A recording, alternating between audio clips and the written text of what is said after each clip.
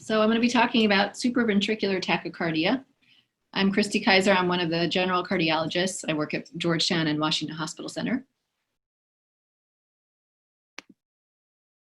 And first thing I want to focus on is identifying the tachycardia, making sure you distinguish this from sinus tach and how you tell them apart. All right, so what's on our differential? So we have sinus tach, atrial tachycardia, multifocal ATAC, AFib and flutter, and then our reentrant tachycardias, AVNRT and AVRT. So I'll talk a little bit about each one. So sinus, you guys know about. So let's go to paroxysmal atrial tachycardia. So this originates from a different focus in the atrium than the sinus node. It's generally regular, and it has P waves that are a different morphology than the sinus P waves, usually inverted inferiorly.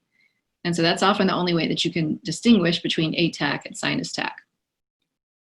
So normally, the sinus node is what sends out the signals to beat, but if you have a different focus, that's when you get atrial tachycardia.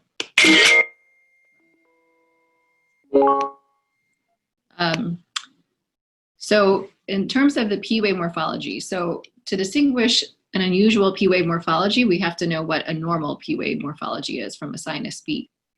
So if you think about where our limb leads are located in relation to the heart, you've got your lateral leads 1 and AVL over here, inferior leads 2, 3 AVF at the bottom of the heart, and then of course AVR. So your SA node is up by the SVC-RA junction, and it's got to get to the AV node to get the signal down to the ventricles. So it's going to be spreading in a downward in a little bit left and back fashion. And so you can see that if you look at lead 2, that this vector of the electricity is pretty much lined up with 2. So that's why in a normal sinus beat, you should have upright P waves inferiorly, and especially lead 2 is usually one of the easiest leads to see your P waves in. So if you're not sure, do I have P waves or not, that's where I would look first. So in contrast, if you've got a different spot in the atria sending out the signal to beat, let's say it's in the lower part of the atria, and now it's got to spread upward to the rest of the atria. And so it's going away from these inferior leads. And so away would show up as negative then, and leads 2, 3 AVF. So this is an atrial tachycardia, EKG. You guys can let me know if you have any questions. So here's an example of EKG. This is not a tachycardia, but this just shows these abnormal P waves nicely. So you see 2, 3 AVF, all negative P waves. I don't have it. And then a paroxysmal atrial tachycardia. So now same idea. This time it's actually tachycardic, and you again see these upside down P waves inferiorly. So you might wonder, what if I kind of go back here, what if my ectopic focus was not actually from the bottom of the atria? What if it was coming from somewhere near the SA node? Then how would I tell the difference? And sometimes you can't just from looking at an EKG. That's when you might need an EP study to have them put wires up there and really figure out where is the signal coming from. So in that context, it's more the clinical scenario. If you have a patient that's tachycardic for a while and you can't figure out, there's no clinical reason that they should be, and they're kind of stuck at the same rate for a long time, that's when you might suspect an atrial tachycardia.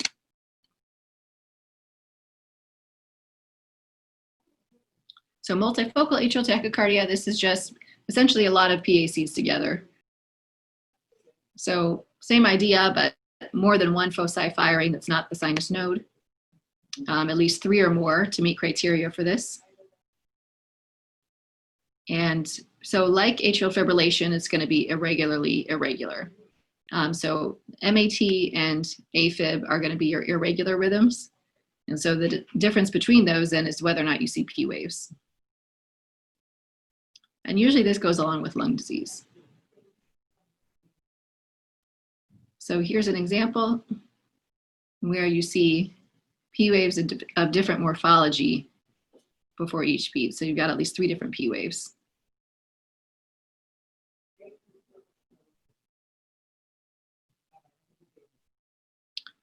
Okay, so then we go to A flutter, atrial flutter. So Unlike atrial fibrillation, so atrial fibrillation originates from the left atrium, from sites around the pulmonary veins that are excitable and firing spontaneously. In contrast to that, atrial flutter originates in the right atrium in what's called the cavo-tricuspid isthmus. So to orient you, this is where the tricuspid valve is here. Here's part of a tricuspid leaflet, and it would extend over to here in our AV groove. And here's our IVC. So you get a loop of electricity between the tricuspid valve and around the IVC. And so whenever it comes back to the AV node over here at the septum, it has the possibility of being conducted down to the ventricles. And so this cycle length, in terms of how long it takes to go around this loop, is about 300 milliseconds for most people. So that means your atrial rate is going to be about 300, or sorry, not 300 milliseconds, but 300 beats a minute. And then your ventricular rate just depends on that person's conduction system. So for most people that have a normal conduction system that are not on any beta blockers or calcium channel blockers, you'll see a 2-to-1 conduction, so a ventricular rate of 150.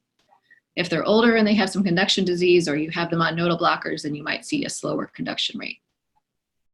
So this can be either regular or irregular, depending how often it goes down the AV node to the ventricles. And classically, you're going to have a sawtooth pattern in the inferior leads.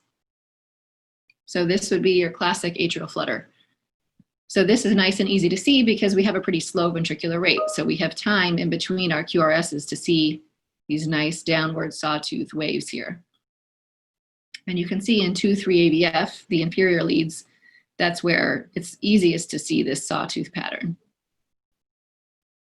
If you want to draw your attention for a minute to V1, in V1, you still see this regular wavelets, but it's more of an upward direction. And that's also classic for typical atrial flutter. You have the downward sawtooth inferiorly and these upright deflections in V1. And that can be confused sometimes with P waves, with a sinus P wave. So I'll show you some examples of that. So this is one that's harder to tell that it's atrial flutter because you have 2-to-1 or roughly 2-to-1 conduction. There's some variability here. It's not completely regular. This one's also tricky because your QRSs are small, are low voltage. So it's hard to tell what's my T wave, what's my QRS, and what's a flutter wave. When you have that dilemma, then try to line up one of the leads where it's hard to tell what my QRS is with a lead where it's easier to tell. Like lead 1, you can tell where my QRS is. So if you go down this way, this is my QRS, and then this is one of my flutter waves downward, and the second is buried in the QRS. But again, in V1, you see it's kind of easier to track the regular deflections, in this case, upright. You've got more than one deflection per QRS.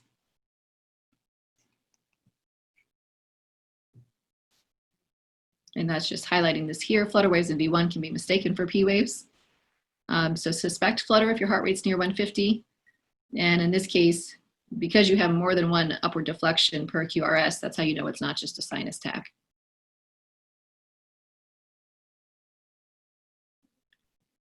Another way to try to tease it out, if you push on, if the person's hooked up to telemetry or hooked up to their EKG machine, and you push on their carotids, then that may cause them to transiently block the AV node long enough for you to reveal these flutter waves underneath.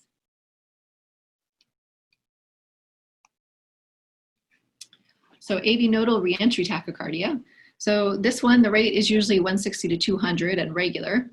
And usually you cannot see the P waves because they're buried in the QRS complex. So in this rhythm, you have your dual pathways, your slow and your fast pathway in the AV node, which a minority of normal people will have dual pathways. They're not all going to go on to have AV and RT.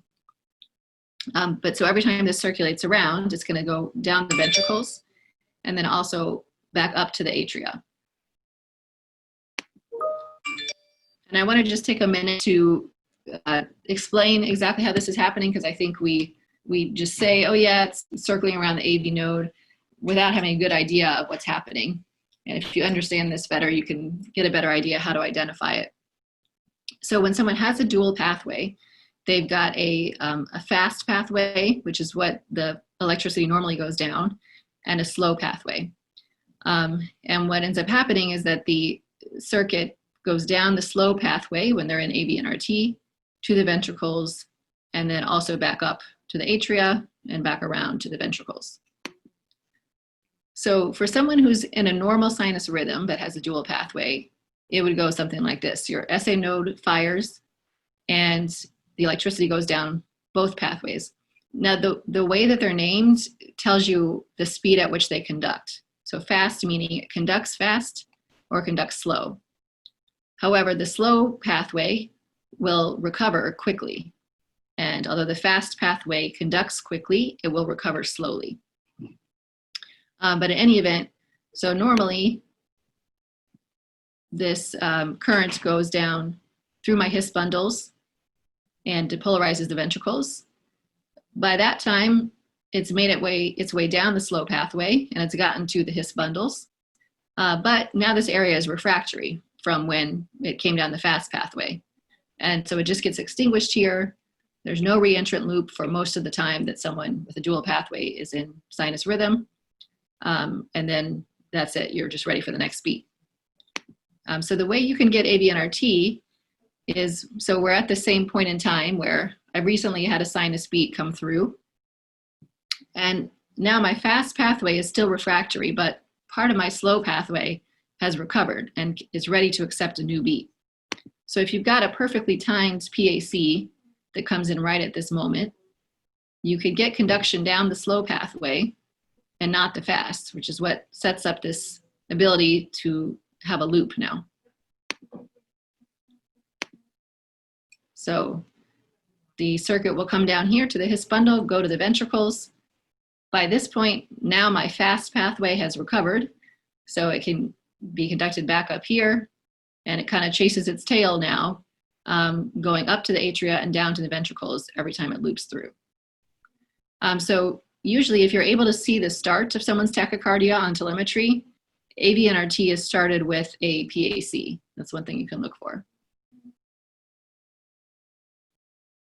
And that's just showing how it continues around and around. So here's an example of it. And so this one, we happen to catch the start of the AV and RT on the EKG. So this was our sinus beat here. Then we have this PAC, which happens to have a little rate-related right bundle branch block here. That's why it's a different morphology. And now that sets off this AV and RT cycle. So again, this is at a rate that's roughly between 160 and 200. That's one feature of AV and RT. I don't see any clear P waves, but it's regular. That's the other way to tell. Then the last thing you want to look for is sometimes you can see little upside down P waves on the very end of the QRS. If the signal gets conducted to the ventricles just before it goes up to the atria, then you might see an upside down P wave peeking out at the end of the QRS. So where you would look for that is in the inferior leads. Again, an abnormal P wave inferior would be pointing downwards. So, you know, maybe this little downward deflection on the end of the QRS could be your retrograde P wave. So you want to look back at an old EKG to see if the end of this QRS looks any different than it did when they were in sinus rhythm. But more prominent on this particular person is in V1, a retrograde P wave is going to look upright. And so you do see this little uptick at the end of each QRS, which again in this person is probably the retrograde P wave. So here's another example. In this case, it's a little more prominent that I have these little downward deflections as my retrograde P wave inferiorly. And this is the same patient down here after the AV and RT was stopped. And if you compare the QRS morphologies, let's just take lead 2 here and here, you see that this downward deflection is new. It's not part of the regular QRS morphology. All right, so that was AV and RT. So the last one is AV-RT, which is less common, but actually kind of more straightforward to understand how it's happening, how it is happening. So you just go down the AV node like you normally would. But then if you have an accessory pathway, then you can conduct through the regular conduction system, through the myocytes, and then you reach the accessory pathway and you go back up to the atria. I'm not going to spend a lot of time on this one just because we don't see it a whole lot. But it may look similar on your EKG to an AV NRT. So let's just review how I want you to think through in your head when you see a tachyarrhythmia as to how to figure out what kind of SVT this would be. So first thing to ask yourself, are there P waves? And if so, does it look like a sinus P wave? And are all the P waves the same? And second is it regular or not? And if it's regular, then these are your options. You've got sinus, atrial tach, flutter, or one of these reentry cycles. If it's irregular, you have AFib, sometimes a flutter, or multifocal atrial tachycardia, which is basically just a lot of PACs. And then finally, use some other tools to help you out. So use your old EKGs to see what it looks like at baseline. Use your telemetry. And you can also test the response to adenosine as a diagnostic as well as a therapeutic option, which we'll go through. So first thing I want you guys to make sure that you don't miss is sinus tach versus everything else, because obviously the treatment's very different.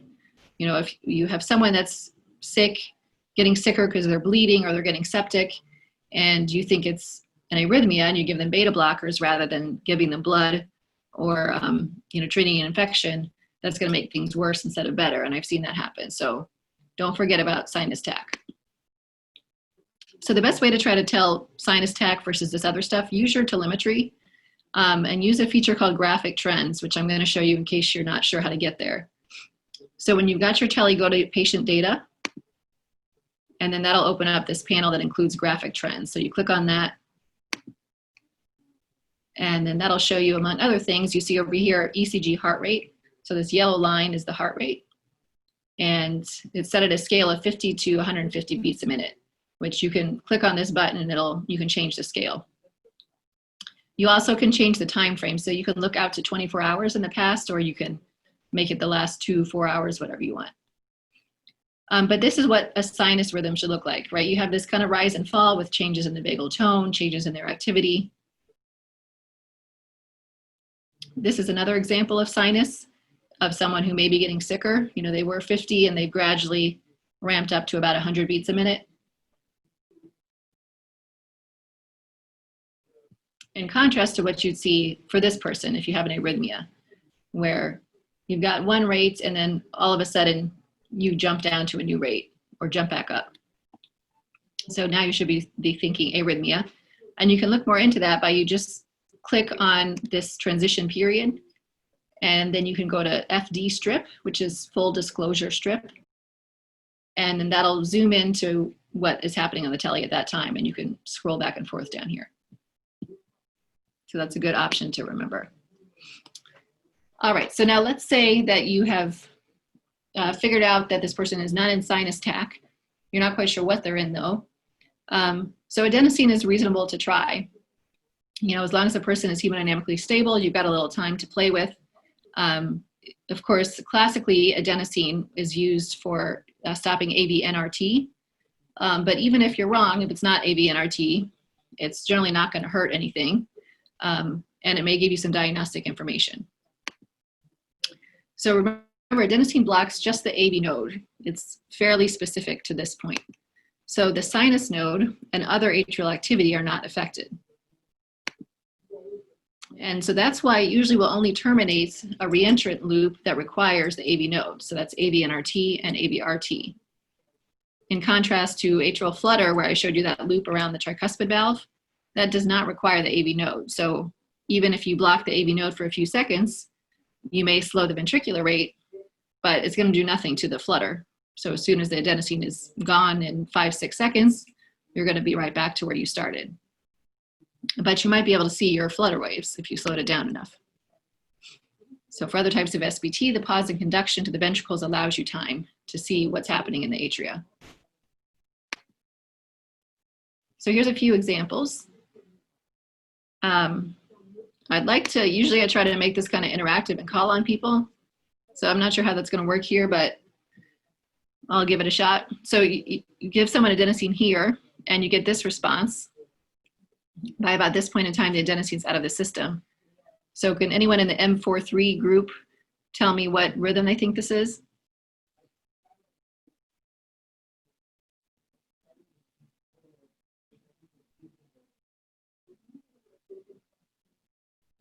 Or if anyone wants to help them out, feel free to speak up.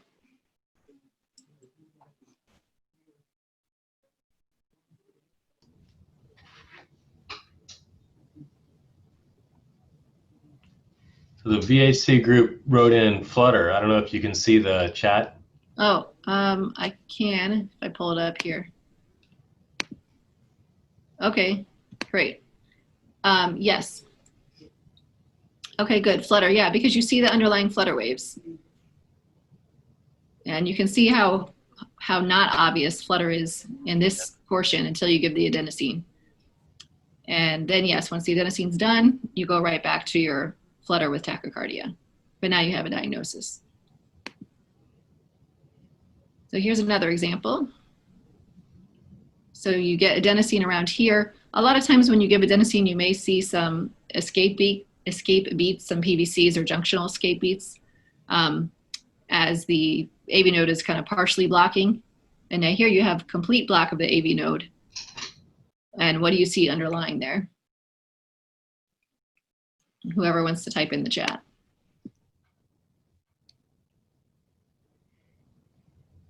Marty, what do you see?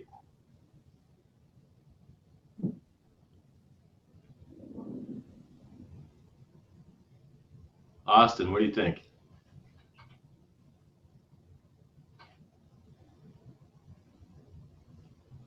So we have a vote for AVNRT. And why did you think it was AVNRT?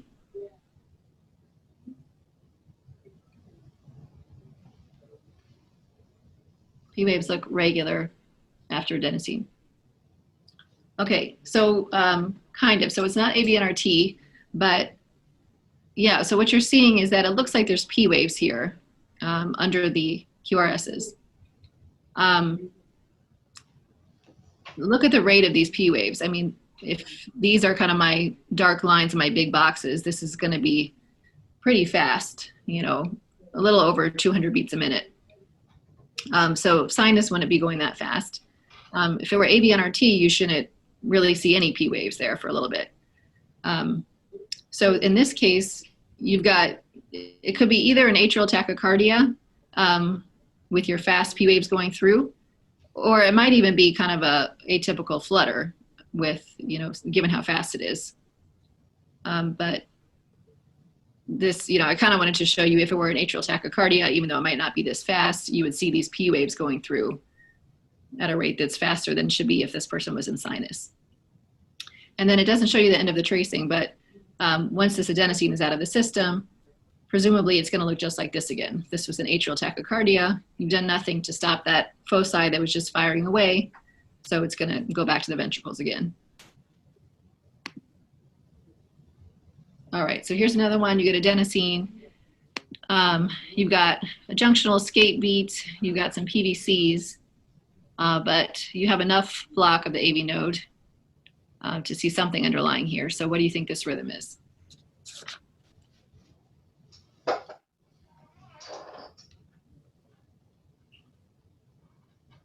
Philip, what do you think?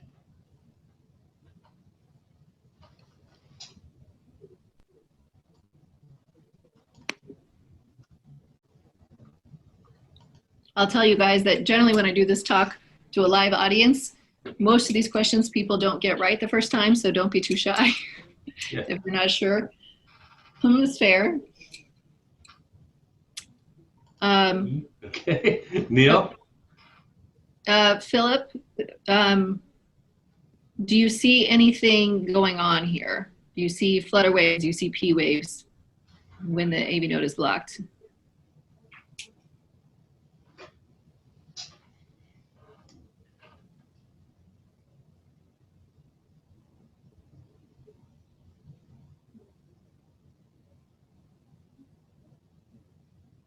Can you hear me, Philip? Not really. Yeah, exactly. There's nothing going on for a while. And then you do end up seeing some P waves and a normal QRS at the end of it. So this is an example of AVNRT being terminated by adenosine. The reason you see nothing here as opposed to seeing some sinus P waves is because the sinus node, when there's another tachycardia going on, the sinus node gets inhibited, because it doesn't have reason to fire, because before it can tell itself, oh, I haven't seen a beat for a while, I better send out a signal to beat, it keeps having little wavelets of depolarization coming in from somewhere else in the atria. So it never has reason to fire. So once that outside stimulus is taken away and the sinus node is no longer inhibited, you may see a pause where it takes several seconds for the sinus node to kind of wake up and say, oh yeah, it's my turn, I should be doing something. You'll see the same thing sometimes when people get cardioverted out of AFib, that you may have several seconds of asystole before their sinus rate comes back. So the fact that you have no flutter waves, no atrial tachycardia underneath here, and now even when the adenosine is out of my system, I don't have recurrence of that original tachyarrhythmia. That says that blocking the AV node blocked this reentrant cycle, and now it's reset everything. And so unless I get another perfectly timed PAC, I'm going to be okay in sinus rhythm. Any questions about that?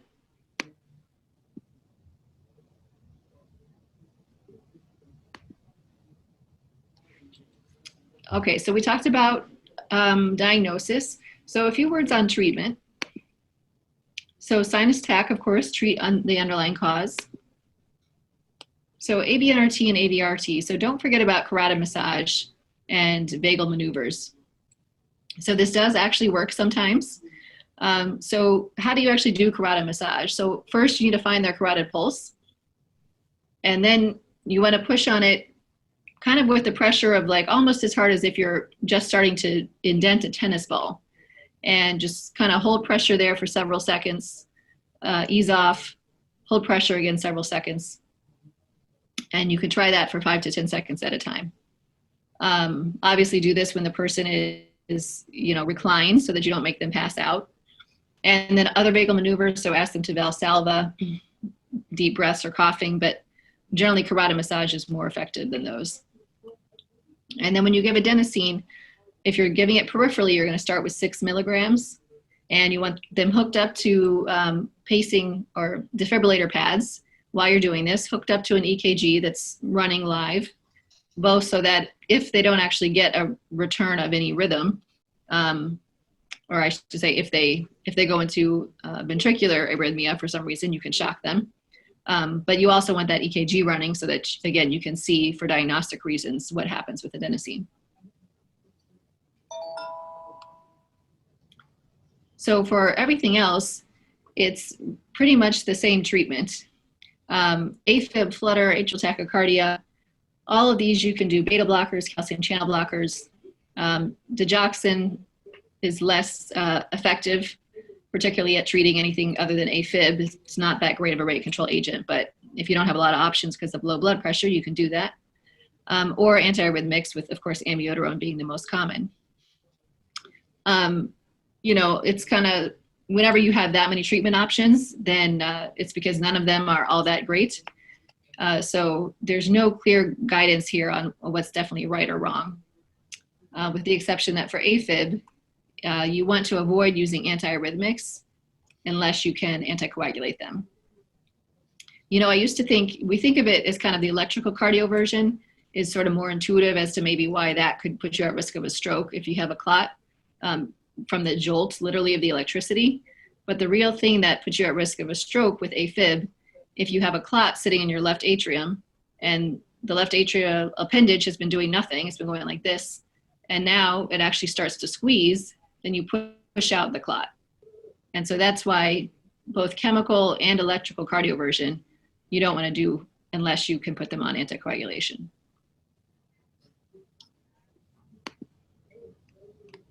And then ablation can be very effective for these other types of SVTs. Flutter, about a 95% success rate of getting rid of the flutter for good. AVNRT, AVRT, and then sometimes atrial tachycardia, depending where in the atria it comes from, can all be very effectively treated with ablation.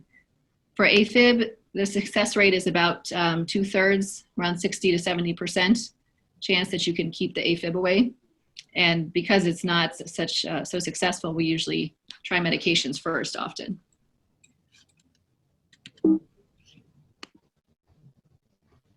Okay, so, but I feel like, this is supposed to be a session geared towards new interns.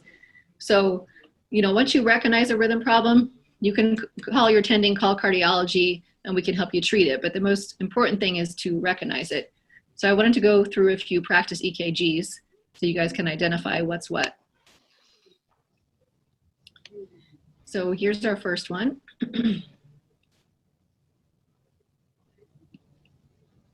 And you guys can either put something in the chat or maybe Sean will help me call on somebody. Mm-hmm. Megan or Rabia?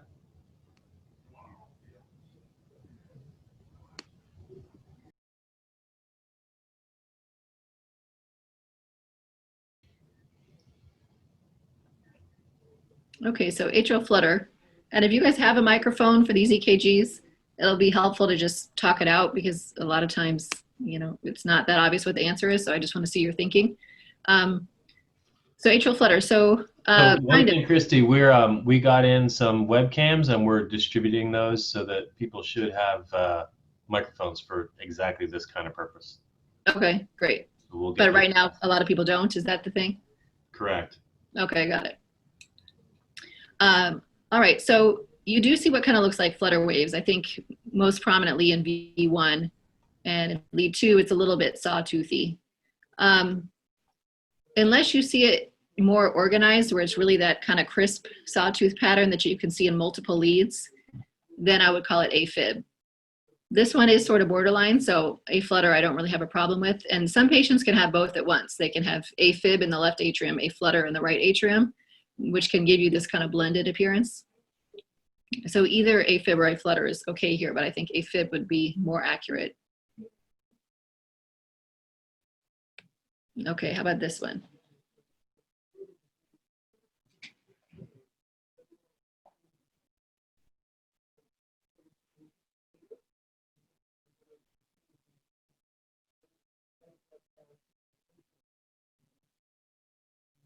So we have a vote for AVNRT.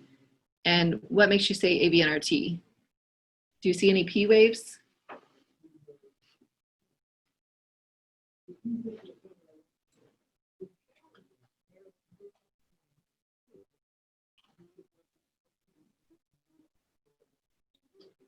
So I think AVNRT is a very good thought here. Number one, it's a regular rhythm. So that leaves you with sinus tach, ATAC, A flutter, AVNRT or AVRT. You don't see P waves. So that eliminates the sinus tach and ATAC. So you've got flutter and a reentrant loop like AVNRT or AVRT. And I can see why you might think, this little upward deflection, is this my retrograde P wave from AVNRT? However, if you look, what is the rate here? Roughly, you've got 2 boxes here between my QRSs. So this is a rate of 150 beats per minute. And so first thing to rule out whenever you see a rate of 150 is this is kind of atrial flutter until I prove to myself that it's not. So is there anything that would make us think that this is flutter? Well, which leads that I tell you are the easiest ones to identify flutter in? And that would be the inferior leads, because that's where you can see your sawtooth pattern the best. So this is one downward sawtooth. Here's the second one, third one, fourth one. So you can see I've got 2 downward wavelets for each QRS. So this is a 2-to-1 atrial flutter. And I believe, yeah, so this is the same patient once we just slowed the ventricular rate down, and now it's much more obvious that you've got flutter waves. I'm going to go back to the other one again for a moment. See if you can see those now. And with it slowed down. I think, yeah, anytime you see something at 150, you've got to put flutter way at the top of your list. Exactly. So here's our third one.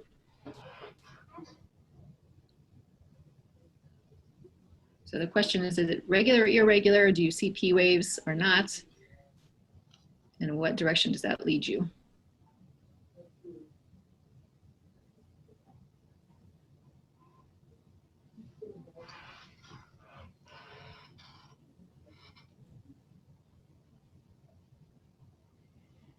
Let's get Neil.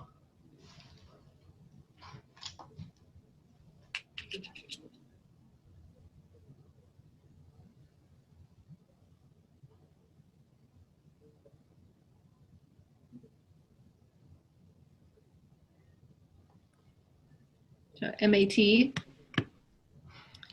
So yes, so you do have P waves here. Well, first I should say it's irregular. So that makes our options much fewer. So if it's irregular, we've got AFib, a flutter with irregular conduction, or a lot of PACs or MAT.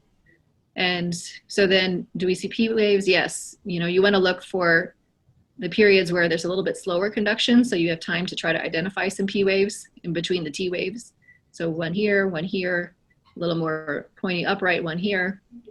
So we do have 3 different P wave morphologies. So yes, this is MAT. Okay, now here's a tele strip. And can you guys tell me what's going on with this rhythm? Can you tell me, are you worried or not worried?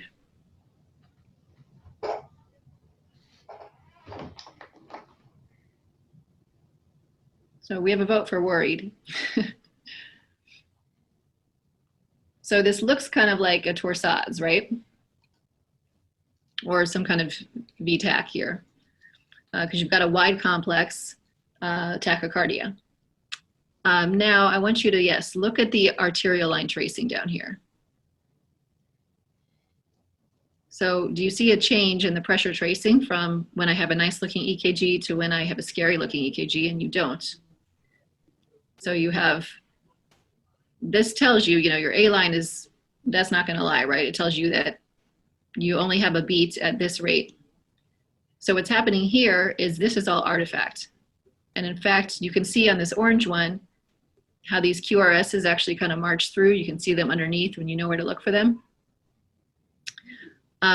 Yeah, it's some kind of tremor. I mean, I'm not sure why all of a sudden this person went from nothing to the tremor, but exactly that's probably why you got this artifact all of a sudden.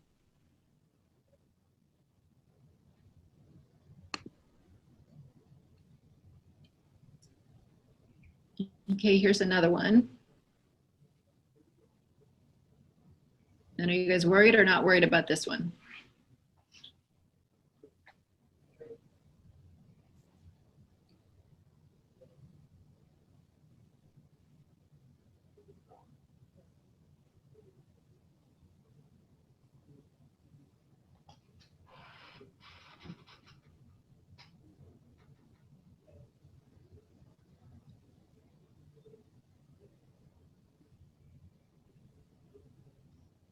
So this one's a little strange because, you know,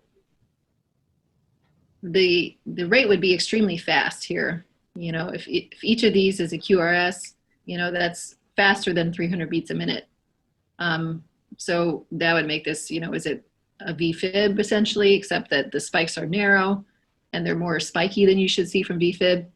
It's hard to come up with something that exactly would explain what this looks like. But now let's look at all of our leads. So let's look at lead V2. Well, I should say, let's look at the normal part of our EKG first of all. So V2 is the easiest to see the QRSs, and here's our normal part. So if we're kind of going backwards, do you see how you can see the QRS continuing to march through, even through the scary looking part of the rhythm? So this is, again, is artifact from tremor and not torsades or any ventricular arrhythmia.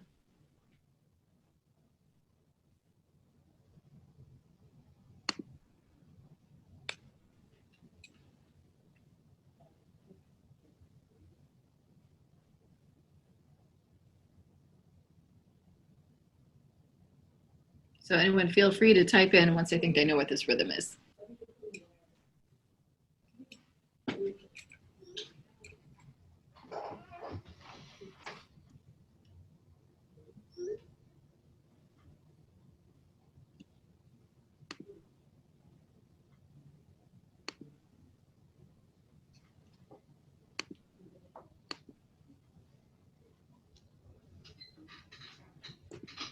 Anyone from CCC1 team?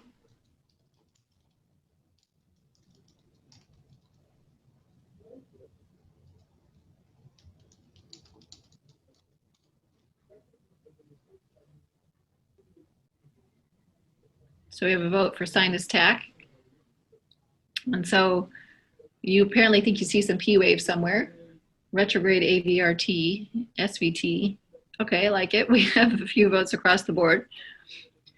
So first of all, this is regular, narrow complex.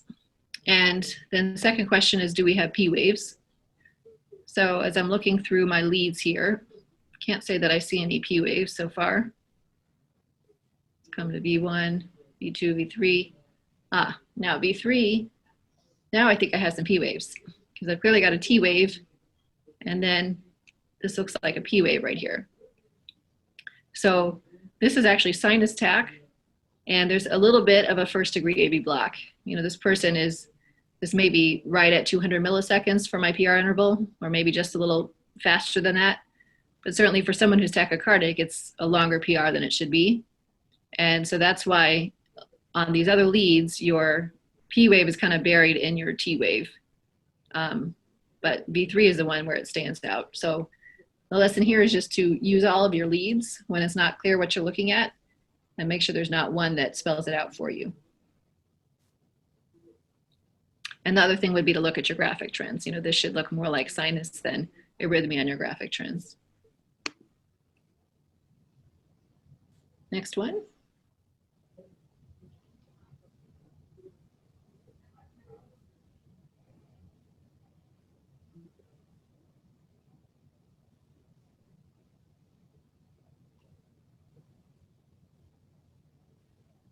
Do you guys see P waves? Is it regular?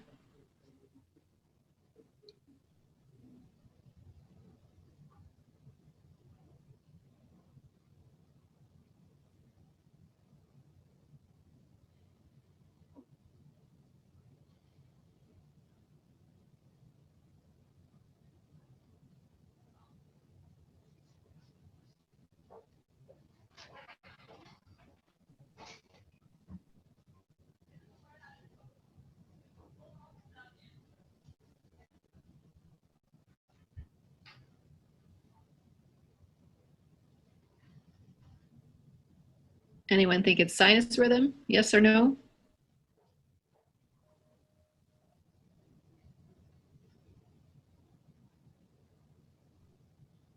Ectopic atrial rhythm. Yep, that's correct. So it's regular. You do have P waves, but you can see that the P waves are upside down in 2, 3 AVF in my inferior leads. So it's not sinus, so that leaves ectopic atrial rhythm. Good. Now I'll say, just as an aside, you know, that initial example of ectopic atrial rhythm I showed you was not fast at all. In fact, it was kind of borderline bradycardic around 60. And that can be normal, especially if you have someone who's young or athletic, that their sinus rate may occasionally be slow enough that an ectopic atrial focus is faster than the sinus. So if you just happen to see that on a young, otherwise healthy athlete, for example, bradycardic ectopic atrial rhythm, that's okay. It's more the tachycardic ones we worry about in older people that can cause problems. Next one.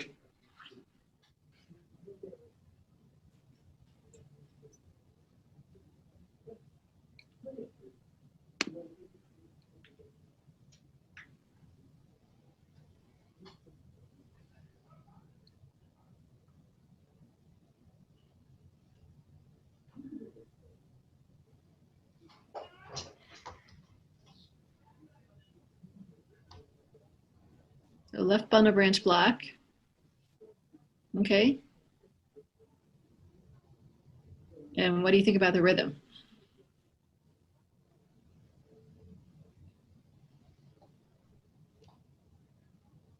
I'm gonna vote for flutter. So yeah, so you're looking at the rate of 150. Good, so thinking flutter until proven otherwise. Do you see any flutter waves?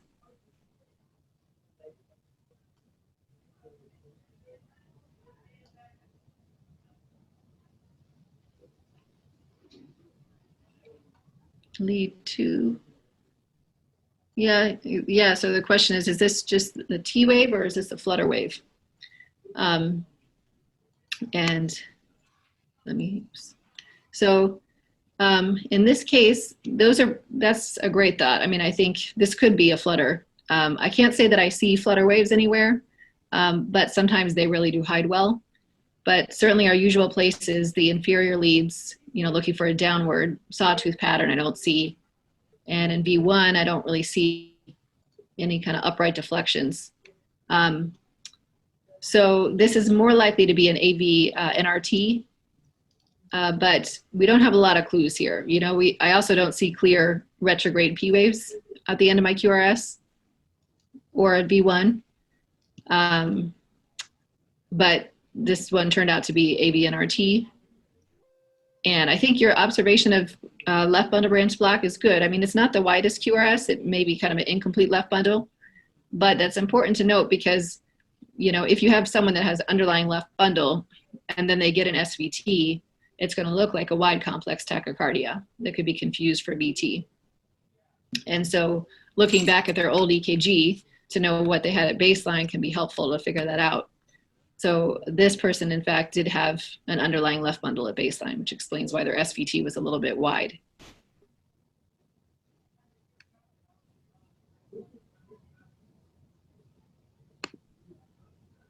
And next one.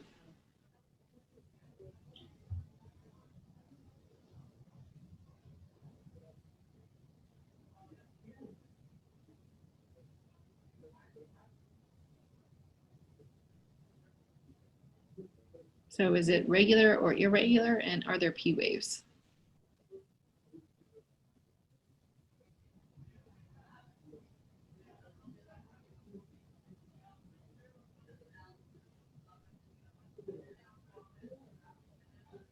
It's irregular, yep.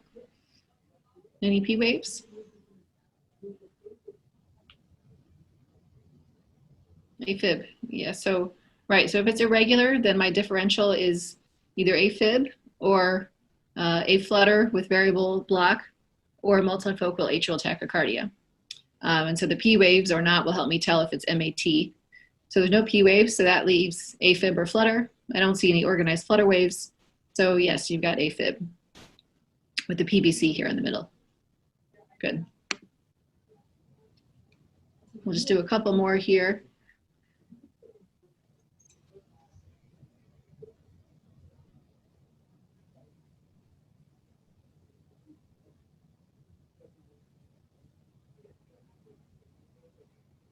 So again, regular, irregular, any P waves.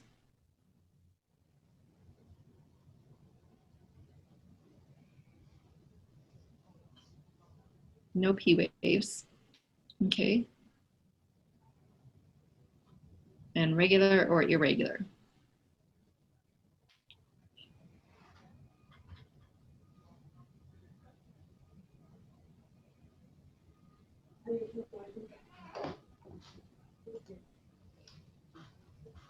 So it's regular.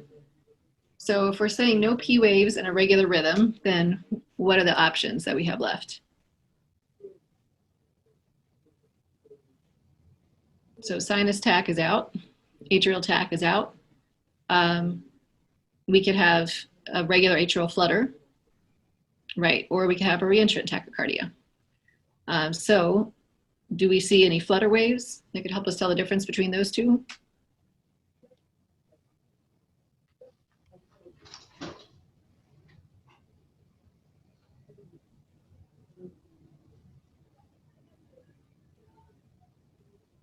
So remember where you want to look for flutter waves, 2-3 AVF, that downward pattern, or V1, some upward deflections. Do you see either of those?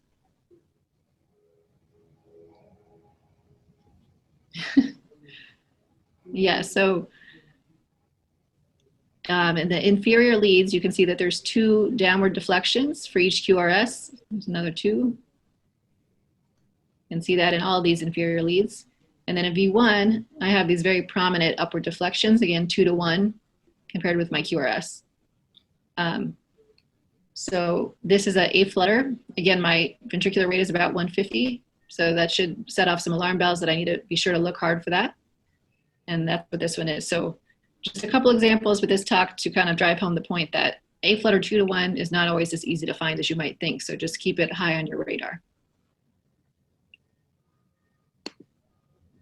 Oh, there, I'm just kind of marching out the P waves or the flutter waves there for you.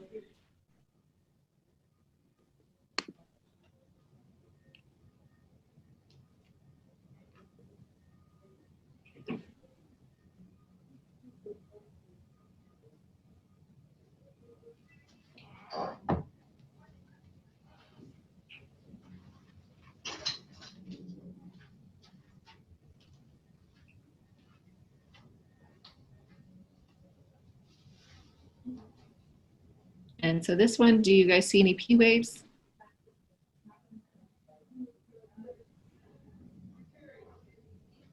Just remember to look at all your leads.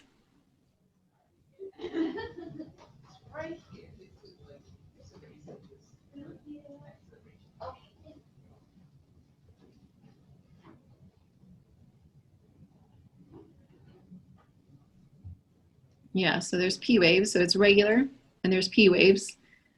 So that leaves two options, either sinus tach or atrial tachycardia. What do you think?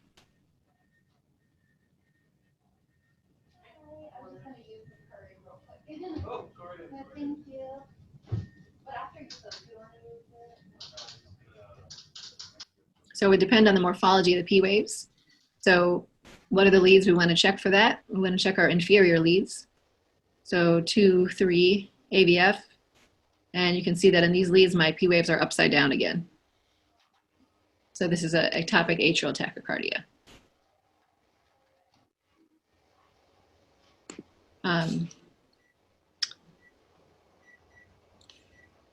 Okay, so I'll make this my last one here. So this is just kind of an example of, obviously you've got, so here you've got sinus rhythm, probably a PAC here. And then you've got some kind of arrhythmia that takes over right about here. And by the end of the EKG, you're back in sinus.